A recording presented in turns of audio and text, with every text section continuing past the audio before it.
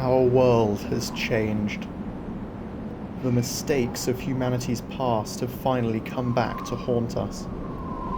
We were warned that the way we lived was unsustainable, that we had to change before the planet did, but the human race remained stubborn.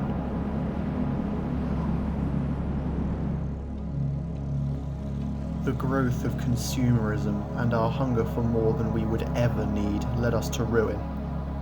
As we abused the earth to feed our decadence, it failed to provide for us.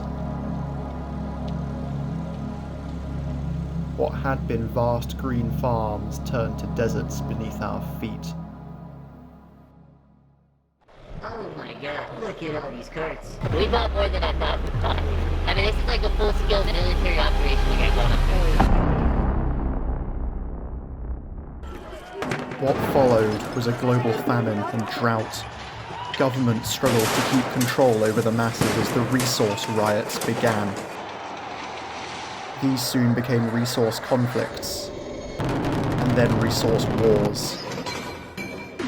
The only thing less sustainable than what humanity was already doing was the wars that it caused, and the earth was further scorched by the weapons and rage of desperate people.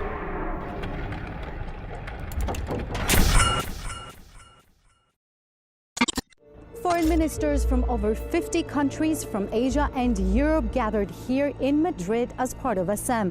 That's an informal platform that promotes and enhances political dialogue and cooperation between the two continents. This year focusing on global issues, the theme of the meeting is Asia and Europe together for effective multilateralism. It's a recognition of the importance of us talking, working, and cooperating with each other at the highest level to increase the prosperity and security of our regions and our citizens. In a world of accelerating change, it's clear that our cooperation matters now more than ever. Simply put, Asia and Europe need each other. The United Republic of Eurasia, a massive new superstate formed in the wake of the final war. Corporations and companies that had dominated the old world integrated themselves into the new regime's government, ensuring that they would remain powerful in the future that they had created.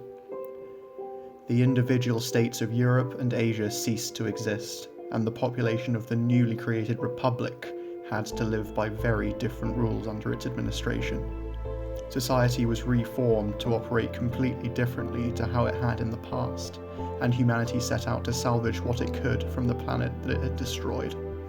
Now the Eurasian government mandates that everyone must live nomadically, periodically moving from place to place every few months to avoid damaging the precious earth. We travel together in large groups called conglomerates, functioning as a kind of moving town.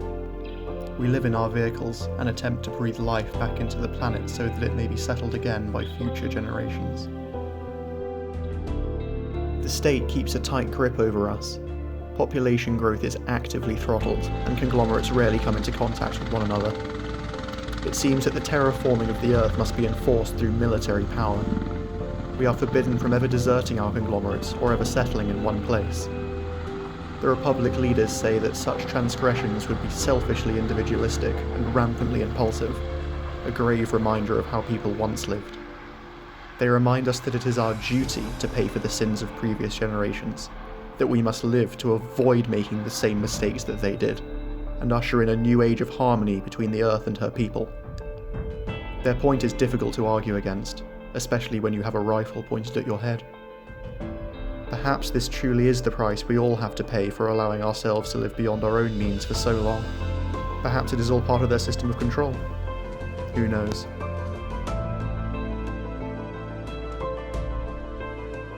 Sometimes people do run, spurred on by rumours of rogue cities set up by separatists where people can live in one place as they please. Runners almost always end up being reported dead. We work hard in the conglomerates, providing everything we need for ourselves. Food, water, clothing, entertainment. We have become efficient micro-societies living as cleanly as possible. However, once a month, government agents known as levy men come to collect a hefty tax.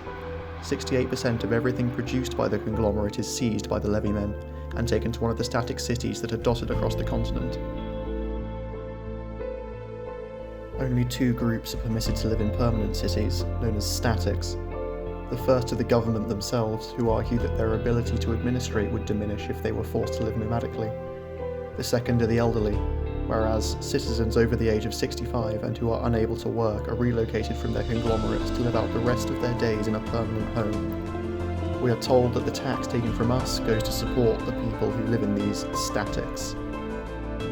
Although we are reminded every day that what we do is for the good of humanity, some of us yearn to live in a home of our own design, to make a go of it outside of the conglomerates in a rogue city. We are homesick for a place that we are not even sure exists.